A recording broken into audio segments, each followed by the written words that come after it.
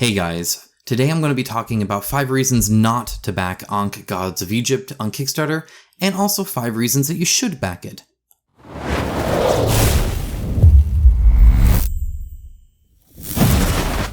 That's right, I won't be completely negative this time, so let's go ahead and get right on into the list.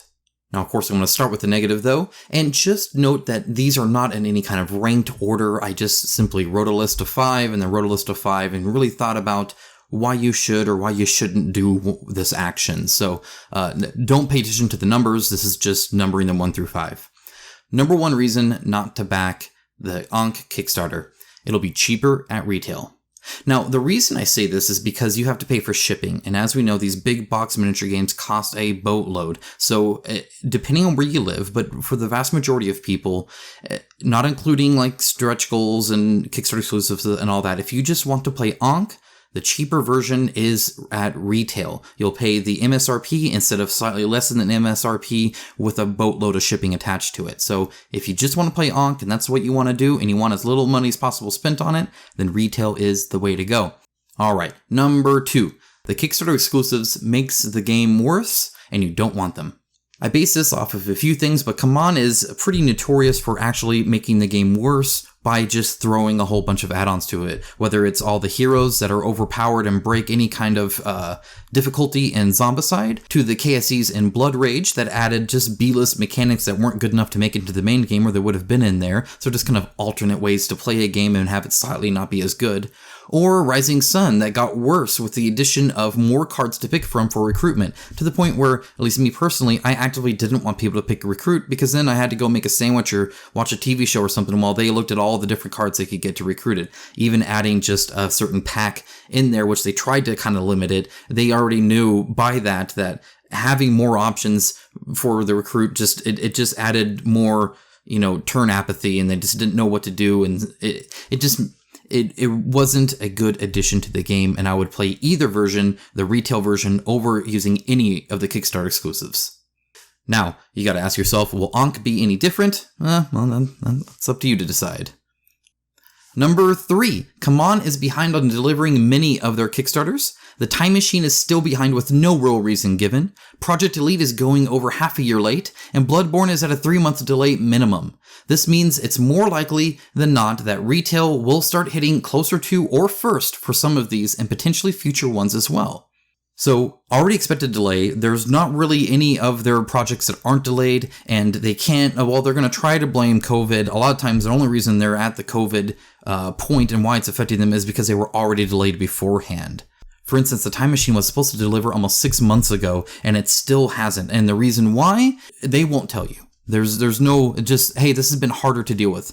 Now, I'm going to call BS on that because there are literally mom and pop or, guy and his girlfriend that run a Kickstarter that then out of their home package 3,000 copies and send it out to people, and they still do it in time, or at least closer than 6 months off. It doesn't take 6 months to do it.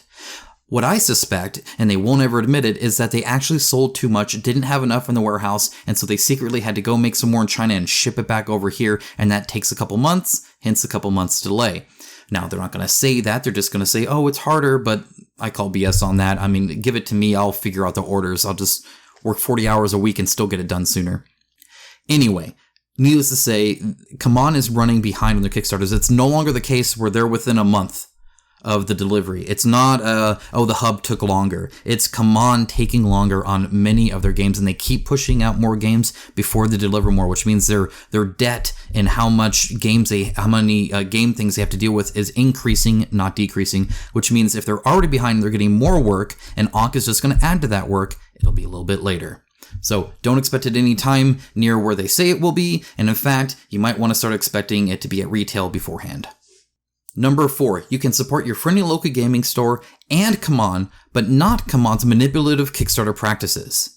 If you buy it at retail, CMON gets money, the friendly local gaming store gets money, and it's in a good environment. If you buy it in the Kickstarter, then you're just furthering support CMON's terrible anti-consumer practices. Whether it's the Death May Die Cthulhu mini, where they claimed that the molds would break and they couldn't make only but a handful, and then not only then, but it would take longer to make, and so it would be a month out, and for some arbitrary reason, the price would increase as well. So they did this over and over again to try and get this FOMO, to just get you to click and back it because you know you wanted it. So they had this big miniature that they said is going to somehow be more expensive in a month out every single time until it gets to a base price, and then they can make an infinite amount at the same amount. They never explained how that money works because it's all fake. They just lied to you to get your money and keep charging you more and more the longer you didn't instantly just give them money. And then, of course, it turned out that they delivered all of them and early because it was all BS. It didn't take longer and it didn't take more money. They were just lying to you. How about the $56 worth of dice add-ons for the Zombicide 2nd edition or Season 2 or whatever the heck they called that one? It just screams like, I don't know if you follow video games or not, but the fighting games were like Dead or Alive will cost $900 total because it's the base game, and then all the costumes, and there's so many costumes and they cost so much that it's like another version of the game. It's even more there, but this is pretty much the same thing. So you can buy the game for about, around that, and then you can also add $60 more for just all of the dice, and that's just one copy of each set of dice. You want multiple copies, you're going to end up spending $100+ on dice alone, not including all the rest. Finally, number 5. You can buy as needed in retail. Again, I talked a little bit about that. If you just want to play Ankh, it'll be cheaper at retail because you can just buy the core box. So even if just buying the core box is cheaper than just buying the core pledge in the Kickstarter because you have to pay for shipping, and that's going to easily be half or a third of the cost of the core box alone. So you can also buy as needed. Instead of feeling like you need to get everything, you can buy the core box and you can play it with your group and see if not only do you like it, but your group likes it. It ends up hitting the table multiple times. It starts hitting the table multiple times. You might want to look into an expansion. So you get an expansion, you get the one that looks interesting to you, and then you start playing through that. And if you're about to be done playing through that, then you buy the other expansion or maybe a few more. Either way, you just buy what you need instead of, and I'm looking at my own shelf here, so I'm not trying to feel like I'm above everybody else here. You'll buy all of them and you won't even play the core box fully. That you won't even play all 10 missions or whatever are in the core box. Even if you play it 9 times, if you bought the core box that has 10 sessions in it, plus every other expansion for that game, you've wasted a ton of money. It was not needed. That's collecting, not playing. Alright, but that's enough negatives. I know you guys love the negatives, or you guys hate the negatives, or I'm sure you'll tell me. Let's listen to some reasons why you should back it, because believe it or not, there are. Number 1, you get exclusives that can't get anywhere else. This sometimes leads to a premium product with upgraded components. CMON especially likes to do this, where some of their Kickstarters are really heavy in the exclusive content. Your Zombicide, where you get 300 million heroes that are all exclusive, and some exclusive expansions, and exclusive enemies, and exclusive this and that. It's just more stuff. Sometimes they go the premium option, where it's something like Hate or even Rising Sun, where they upgrade all the components, and so you get, the Mancala tiles kind of thing, or you get the 3D tokens instead of the regular tokens, and a lot of times that's added for free. They're literally just making the core experience better. So if you're interested in the game and they're making the experience better, you should probably back it on Kickstarter. Number 2, you can back it and forget it. It's a single transaction. A lot of people don't have a lot of time to even be able to read a single Kickstarter page fully. Nonetheless, also watch the videos and watch videos like mine on YouTube and really figure out what it is they want, or buy the game and then have to figure out, okay, what expansion do I want? Okay, I'll get that one, and then play that. And, okay, I liked that. Okay, what else should I get at retail? And then sometimes if you have the money and you don't care, you just back it and forget it. You're done. It doesn't matter if it comes late. It doesn't matter. You got the game, you'll get it and you're done. It's as simple as that. If your time is money and your time is valuable, that's a lot quicker, that's for sure. You don't even have to go to the store, you don't have to click online and go buy it, it's one thing. Number 3, you can help CMON out more through your pre-order, and I say this as a good thing.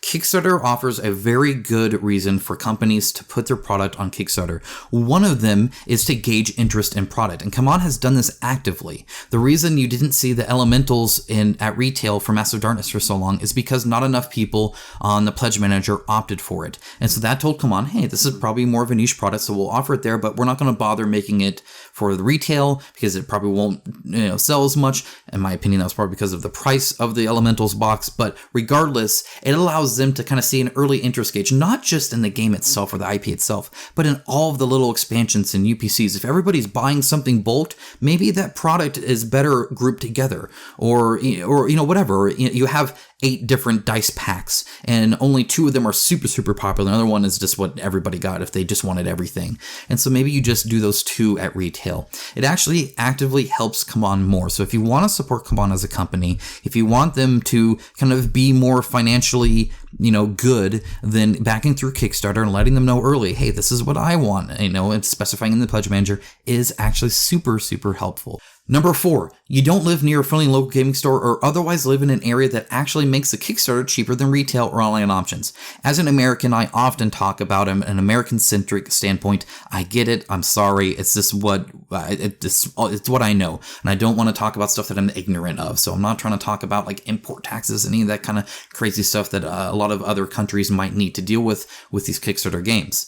But those do exist, and sometimes, depending on where you're at in the world, it actually makes financial sense. It's the opposite of one. And one, I said it's cheaper at retail. But if you want everything, or even if you just know exactly what you're wanting, ordering exactly what you want, sometimes the Kickstarter is the best option for you financially, logistically, whatever. And finally, number 5, it's a safer initial purchase as you can sell it if you don't like it. So if you wait until retail and you back that core game, or you buy the core game, maybe even bought an expansion or something like that, I don't know, and then you end up not liking it, the group doesn't like it, it's not hitting the table as often, even if you all love it, it isn't working out, and you need to make up shelf space, so you're going to go ahead and sell it. Now, if you're selling it by the time it's retail and it's only the retail option, you're going to have a harder time selling it. It's possible, you can certainly do it, especially if you take a little bit of a hit on the price. Kickstarter, however, in their editions, sometimes it'll take a little bit longer, sometimes not, depends on how much the market is looking and how many people want it and whatnot, but generally speaking, you can sell it at cost or for even a profit. So if it didn't work out, you know what? You can sell your Kickstarter exclusives and all that other jazz, and you can probably actually make a little bit of money off of it too, to kind of pay you for wasting your time on that. So it's just a very safe option for us consumers when it comes to backing on Kickstarter and buying a product there versus retail, if the retail and if it's a game that was on Kickstarter. Okay, so that is 5 angry reasons why you shouldn't and 5 honest reasons why you should. I would love to know if you have any more, not because I just want you to comment. That's stupid. I don't just want, random comments. It's because I'm honestly curious. I'm thinking about maybe making a not so angry version of this, but really just making something like this for future games. And I want to see generally what you guys are looking at or interested in. Maybe I've missed something like number 4, where it's like, hey, you may live in a place that isn't like where I live here in America, where I could just go to a store it's a couple miles away and pick it up. That might not be an option for you, and I get that. And there might be other things I'm not even thinking of or I didn't list here. So I'd love to actually know, because I'm thinking about maybe putting this as a series, like, hey, why should you back or not back this or that? So actually, if that just sounds like a good idea, let me know. Honestly, you guys help drive a lot of the content on this, because one of my biggest objectives here is to make you guys and everybody that I can more well-informed consumers. For or against, it doesn't matter. Even if you take my stuff and say, I disagree with all of that, and actually I think I'm now definitely going to back this or not going to back this, or whatever's opposite of my opinion, that's fine. I'm totally okay with that. As long as you are more confident and more knowledgeable and less ignorant in the Kickstarter space and what it is you're backing and not backing and why, that's awesome. Seriously, that's really what I want, is for my videos to be helpful for you guys. So if this was helpful in any sort of way, let me know. Obviously, I will be reading them, as you all know, and I just appreciate you guys being such an awesome community. With that, thank you so much for watching. Also, thanks to my wonderful, wonderful patrons and YouTube members. Through their support, I can remain neutral enough to be able to say, don't back Ankh, and not worry that, oh no, CMON might not give me an early copy of their game so I can give it a perfect review and lie to you guys. That's not the case here. You guys know that. Whatever I think, I say, for better or worse, and I just hope you guys appreciate that, and that is really thanks to them, because they are the backbone of this channel for sure. So thank you to them. Thank you to you guys for being so awesome. I hope you have a wonderful, wonderful rest of your day and weekend and all that jazz, and I will talk to you guys again very, very soon.